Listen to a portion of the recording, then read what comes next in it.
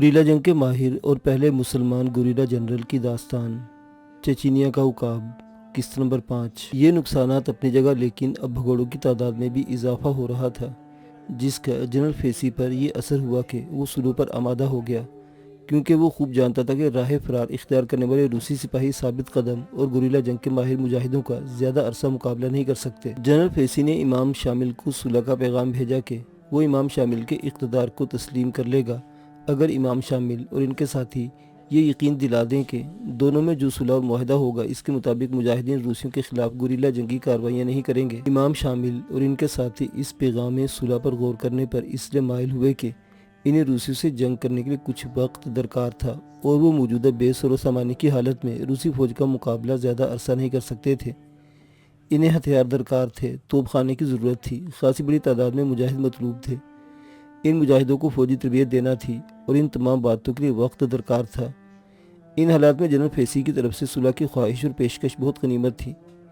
इमाम शामिल ने जब ये गुफ्तगू आगे बढ़ाई तो जनरल फेसी ने अपनी बरतरी बरकरार रखने के लिए और रूसी शहनशाह निकोलाई को मुतमईन करने के लिए शराइत सुलह में ये शर्त भी शामिल कर दी कि दोनों में जो मुआहदा हो रहा है इसमें जनरल फेसी को उस वक्त तक इत्मीनान हासिल नहीं होगा जब तक इमाम शामिल की तरफ से कोई ज़मानत न दी जाए कि वो इस पर देनदारी से अमल करेंगे। इमाम शामिल ने जनरल फेसी से मालूम किया कि वो किस तरह यकीन करे कि इमाम शामिल उसके साथ इस मुआहदे पर ईमानदारी से अमल करते रहेंगे। जनरल फेसी ने जवाब में कहलवाया, हमें इमाम शामिल और इनके दोनों साथियों की तरफ से 3 यरगमाली दरकार होंगे, ये तीनों ज़मानत के तौर पर हमारे पास रहेंगे। इमाम शामिल ने जवाब में जनरल फेसी के आदमी से कहा, अब ये मुआहदा मेरे लिए नाकाबिल बर्दाश्त होता जा रहा है।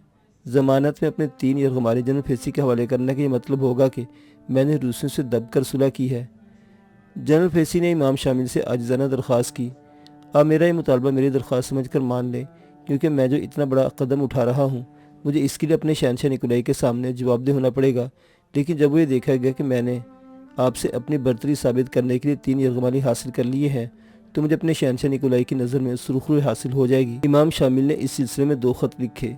एक ही इबारत थी, इमाम शामिल ताशुफ हाजी कबीत माहूमा कराजी के अब्दुर्रहमान मोहम्मद उमर ओगली और दागिस्तान के दीगर उलमा और मोअज़्ज़िज़ीन की तरफ से रूसी शहनशाह से ये सुलह का मुआहदा कर रहे हैं। शर्त यह है कि कोई भी फरीक दूसरे को मामूली सा नुकसान भी नहीं पहुँचाएगा। किसी फरीक ने अपना वादा तोड़ा तो इसे वादा शिकनी का मुर्तकिब करार दिया जाएगा और वादा शिकन लोग अल्लाह और इसकी मखलूक के सामने मलून करार पाते हैं। हम अपनी तरफ से मोहम्मद मिर्ज़ा ख़ान को यरगमाली के तौर पर रूसी हुकूमत के हवाले कर दिया है कि इसे यकीन हो कि हम इस मुआहदे की पाबंदी करेंगे और हमारे इस ख़त और दूसरे तरीके से हमारे इरादों के दुरुस्त होने का अंदाज़ा लगाया जा सकता है। जनरल फेसी ने इस ख़त और यरगमाली को अपने कब्ज़े में किया और इमाम शामिल को मुतल्ला किया। जनाब इब्न अफ्रीकन की तरफ से सिर्फ एक यरगमाली रूसी शहनशाह के लिए काबिल कबूल नहीं होगा, इसलिए मुनासिब होगा कि इमाम शामिल की तरफ से भी कोई यरगमाली बल्कि कबीत माहूमा और कराजी के अब्दुर्रहमान की तरफ से भी एक एक यरगमाली हमारे हवाले किया जाए। इमाम शामिल को जनरल फेसी की ये मेन मेख और हिजर मिचर की पॉलिसी पसंद नहीं आ रही थी, लेकिन अपने एक आदमी जनरल फेसी के कब्जे में था और इमाम शामिल के साथी भी तैयारी के लिए वक्त चाहते थे और इस्रार कर रहे थे कि फ़िलहाल ये मुआहदा बहुत ज़रूरी है। चुनांचे इमाम शामिल ने मुआहदे का एक दूसरा ख़त लिखा। यह ख़त रूसी शहनशाह निकोलाई और बंदा आज़िज़ शामिल के दरमियान मुआहदा अमन की वजाहत करता है। इस मुआहदा अमन के साथ मिर्ज़ा मोहम्मद ख़ान के अलावा शामिल की तरफ से इसका चचाजाद भाई कबीत माहूमा की तरफ से इसका चचाजाद भाई कराजी के अब्दुर्रहमान की तरफ से इसका बेटा, ये तीनों भी यरगमाली के तौर पर रूसी हुकूमत के हवाले किए गए हैं ताकि ये मुआहदा देर पा हो, कोई फरीक किसी किस्म की ज़्यादती और बदअहदी का मुर्तकिब ना हो, क्योंकि बदअहदी करने वाले अल्लाह और उसकी मखलूक के नज़दीक जलील और मलून है। अब रूसी फ़ौज को वापसी इख्तियार करना थी। जनरल फेसी ने अपने इस कार्रवाई की तफसील कुछ इस तरह लिखकर मास्को रवाना की जैसे इसने मुजाहिदों को बिल्कुल ख़त्म कर दिया था और इमाम शामिल ने रूसी हुकूमत की ताबेदारी कबूल कर ली थी। रूस में हर तरफ जनरल फेसी की वाह वाह होने लगी। साबिक जनरल किनिकू दागिस्तान के मार्के में अपनी एक टांग नाकारा कर चुका था और अब वो बैसाखी के सारे चल फिर रहा था। इसे जनरल फेसी की कामयाबी पर ना सिर्फ रश्क आया बल्कि तकलीफ भी पहुंची कि जो काम इसके हाथों होना चाहिए था इसे जनरल फेसी ने पाया तकमील तक पहुंचाया। निकोलाई अब भी मुतमईन नहीं था, वो कफकाज का दौरा करना चाहता था। इमाम शामिल ने अभी तक रूसी शहनशाह की इताअत कबूल नहीं की थी, जबकि रूसी शहनशाह वाज़ेह तौर पर इमाम शामिल की तरफ से इताअत गुजारी के अल्फाज सुनना चाहता था। शहनशाह ने जनरल फेसी को मुतल्ला किया कि वो अनकरीब तिफलिस का दौरा करेगा या इमाम शामिल को एक इताअत गुजार की हैसियत से शहनशाह की खिदमत में हाजिर होना चाहिए। जनरल फेसी और इसके साथी तरीती से निकलने की फिक्र में थे। ट्रांसपोर्ट मफकूद थी, यहाँ तक कि घोड़ों की भी बड़ी तादाद हलाक हो चुकी थी। गोला बारूद भी खत्म हो चुका था। पहाड़ों पर उतरने चढ़ने और नाहमवार रास्तों पर मुसलसल सफ़र करते रहने की वजह से जूते फट चुके थे और अक्सरियत बेरहना पा हो चुकी थी। लिबास तार तार था और सिपाही चीथड़े लगाए फिर रहे थे। अब इमाम शामिल आज़ादी से अशीलता में दाखिल हुए। इन्हें देखकर बहुत अफसोस हुआ कि अशीलता खंडर बन चुका था। कभी यहाँ 500 घर हुआ करते थे, अब वहाँ एक भी मकान नहीं था। अंगूरों की बेलें और बागात जल चुके थे। जिस मस्जिद में इमाम शामिल की इमामत का ऐलान किया गया था वो बर्बाद हो चुकी थी। इसी आलम में इमाम शामिल को मुतल्ला किया गया कि शहंशाह निकोलाई मौसम सरमा में कफकाज के दौरे पर आ रहा है। इस मौका पर कफकाज में अमन व अमान बहाल रहना चाहिए। मास्को से जनरल फेसी को खुफिया हदायत मौसूल हुई कि जिस तरह भी मुमकिन हो इमाम शामिल को आमादा किया जाए कि वो शहंशाह के दौरे के दौरान जिस जगह मुनासिब समझे अपने साबिका ज़्यादतियों की शहंशाह निकोलाई से माफ़ी मांग ले और ये ज़मानत दे के आइंदा किसी किस्म की गड़बड़ नहीं होगी। इस वक्त जनरल फेसी जनूबी दागिस्तान में ठहरा हुआ था। इसे मालूम था कि जनरल क्लिंको मुकामी रस्म रिवाज से अच्छी तरह वाकिफ़ है। बहादुरी के साथ चालाकी में इसका कोई जवाब नहीं। चुनांचे इमाम शामिल से गुफ्तगू करने के जनरल क्लिंको की खिदमत हासिल की गई। जनरल क्लिंको इमाम शामिल के मिजाज से अच्छी तरह वाकिफ़ था और इसे यकीन नहीं था कि इमाम शामिल ये ज़िल्लत गवारा कर लेंगे, मगर शहंशाह के लिए खिदमत इंजाम देना थी। वो हुक्म मिलते ही इलाके के पिट्ठू और ज़मीर फरोश सरदारों से ख़त व किताबत में मशगूल हो गया। उसका कहना यह था कि इमाम शामिल से इसकी मुलाकात करवा दी जाए, बाकी मामलात वो खुद तय कर लेगा। ये ज़मीर फरोश इमाम शामिल को जनरल क्लिंको से मुलाकात करने पर आमादा करने लगे। इमाम शामिल के सामने यही एक मसला था कि वो फ़िलहाल अमन चाहते थे, क्योंकि बेसुरो सामानी की हालत में जंग छेड़कर वो दागिस्तान के मुसलमानों को नाकाबिल तलाफी नुकसान पहुँचाने की जिम्मेदारी लेने को तैयार न थे। 18 सितंबर को एक चश्मे के करीब दोनों की मुलाकात तय पाई। इस वक्त क्लिंको के हमरा वुडकोफ नामी एक अफसर, 15 कासिक सिपाही और करनाई के 10 मुकामी थे। चश्मे पर इमाम शामिल 200 मुसल्लह अफराद के साथ पहले से मौजूद थे। जनरल क्लिंको ने इन मुसल्लह अफराद को देखा और अपने साथियों में से एक मुकम्मल शख्स को इशारे से किली बुलाया। तू हमारा मुतरज्जिम है, इमाम शामिल से कह कि मैं तेरे साथ सामने वाले टीले पर जा रहा हूँ। इमाम शामिल अपने साथियों को यही छोड़ दे और टीले पर तन्हा आ जाए, वहाँ गुफ्तगू हो जाएगी। इमाम शामिल ने मुतरज्जिम से कहा, क्लिंको से कह के अगर मुतरज्जिम इनकी मर्जी से मुकर्रर होगा और जब दोनों तरफ से बेइत्मीनानी हो तो कोई किसी पर एतबार नहीं कर सकते, इसलिए मेरे साथ भी 3 आदमी टीले पर जाएंगे। जनरल क्लिंको कुछ देर सोचता रहा, इसके बाद जवाब दिया, ठीक है, मुझे मंजूर है। इसके बाद ये 6 आदमी टीले पर पहुंच गए और चश्मे के किनारे इमाम शामिल के मुसल्लह सिपाहियों ने बावाज़ बुलंद कुरान पाक की तिलावत शुरू कर दी। माहौल पर दबदबा और दहशत तारी हो गई।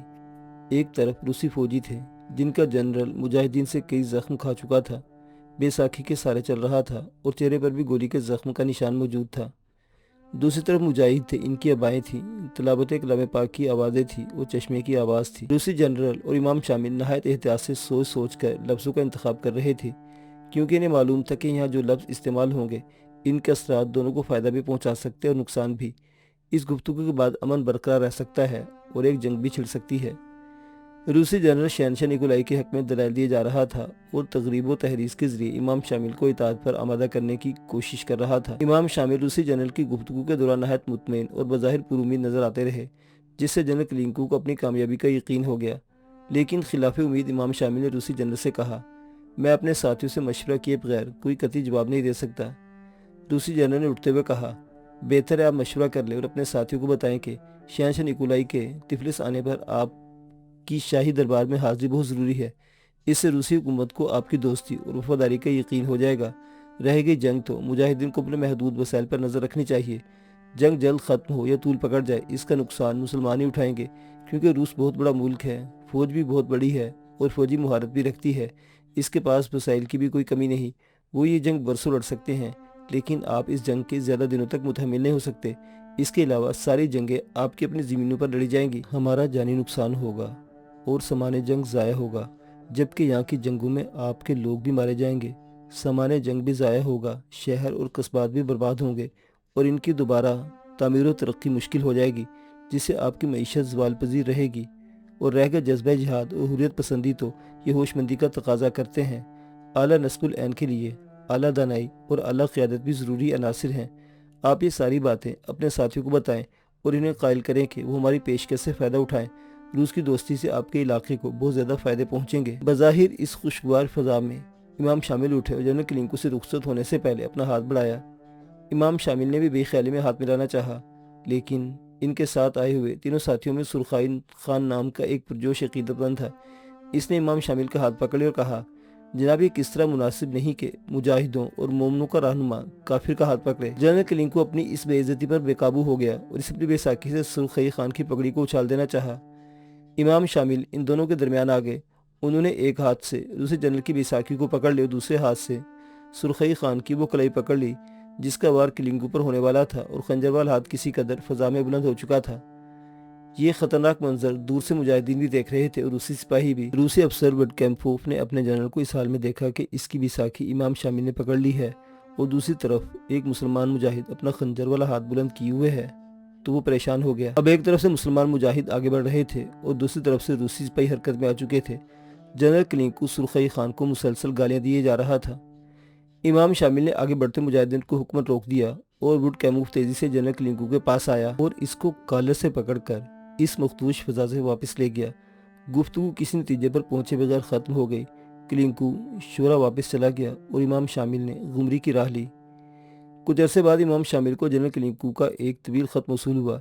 इस खत में वही तमाम बातें दोहराई गई थीं जो जुबानी हो चुकी थी और इमाम शामिल को मशवरा दिया गया था कि वो अपने इन आखिबत नामदेह साथियों के असरार से निजात हासिल करें।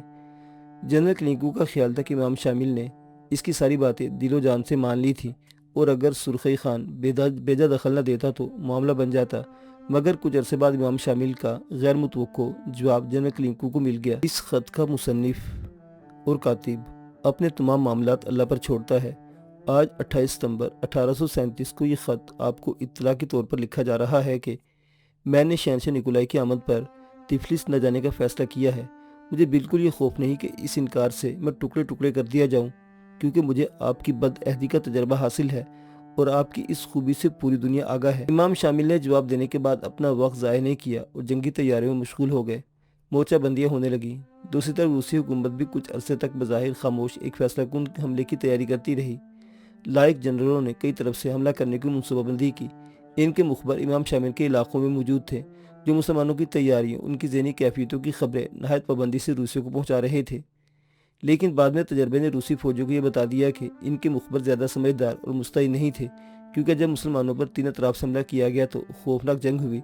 रूसियों को खासा नुकसान पहुंचा। यह जंग बराबर की नहीं थी। रूसी अपनी ज़्यादा नफरी और आला वसाइल जंग से अपने कमतर वसाइल रखने वाले कम तादाद बेतरतीब लोगों से जंग लड़ रहे थे। 30 मई को रूसी तोपखाने ने भरपूर हमला किया। जंग नहायत शिद्दत से होती रही। दूसरे दिन सुबह सवेरे रूसियों को नई कुमक हासिल हो गई और नौबत यहाँ तक पहुंची कि रूसी मुसलमानों की आबादियों में दाखिल हो गए। घरों के मोर्चों में आतिशगीर मादा फेंका जाने लगा। मुसलमानों ने रास्ते के पुल तबाह कर दिए थे, जिससे रूसियों का पीछे से राब्ता मुनक़ते हो गया और सिपाहियों को ग़ज़ा भी न मिल सकी। रूसी फौजी रस्सों की मदद से दरिया अबूर करने लगी। फंसे हुए रूसी सिपाहियों को बिस्किट पहुंचाए गए। मुसलमानों का भी इस जंग में बहुत नुकसान हुआ। अखुलगू नामी दोनों शहरों में जंग हो रही थी। एक नया अखुलगू था और दूसरा पुराना अखुलगू। दोनों के दरमियान एक दरिया हाइल था। एक शहर बुलंदी पर था, पहाड़ पर वाक़ था और यह कुछ इस तरह की चट्टानों की आड़ में था कि तोपखाना इसे नुकसान नहीं पहुंचा सकता था। ऊपर चढ़ने वालों पर फायरिंग भी हो रही थी और इन पर ऊपर से पत्थर भी उठाए जा रहे थे। इस मार्के में ऊपर के मुसलमान महसूर हो गए थे और रूसी मुखबरों ने रूसियों को खबर दी कि ऊपर मुसलमान अपने मवेशियों को चारा तक नहीं दे सकते और ईंधन की इतनी कमी है कि वो खाना तक नहीं पका सकते और खुराक भी ख़त्म होती जा रही है। रूसी गोलाबारी से ऊपर जो मुसलमान मारे गए थे, इनकी लाशें सड़ रही हैं और बदबू से पूरी आबादी का बुरा हाल है। मुसलमान गारों और तहखानों में छुप गए हैं। मुसलसल थकन और बेआरामी ने इन्हें इस लायक नहीं रखा कि वो रूसी फौजों का मुकाबला करें। इमाम शामिल भी फरार के मंसूबे बना रहे हैं। इस उम्मीद अफजा मुखबरी के बाद रूसियों ने आगे बढ़ना शुरू कर दिया। इनका ख्याल था कि ये मार्का एक तरफा है, लेकिन जैसे ही ये अपने दुश्मन के करीब पहुंचे, इन पर फायरिंग शुरू हो गई और आगे बढ़ने वालों पर पत्थर गिराए जाने लगे। काफ़ी नुकसान उठाने के बाद रूसियों को अपने मुखबरों पर शुबा हुआ कि शायद ये भी मुसलमानों से मिले हुए हैं। अब इन जंगों की निगरानी और मनसूबाबंदी रूसी जनरल गरीब कर रहा था। इसे बावसूख ज़राए से मालूम हो चुका था कि इमाम शामिल और मुजाहिदीन किस तरह ये जंगें लड़ रहे हैं।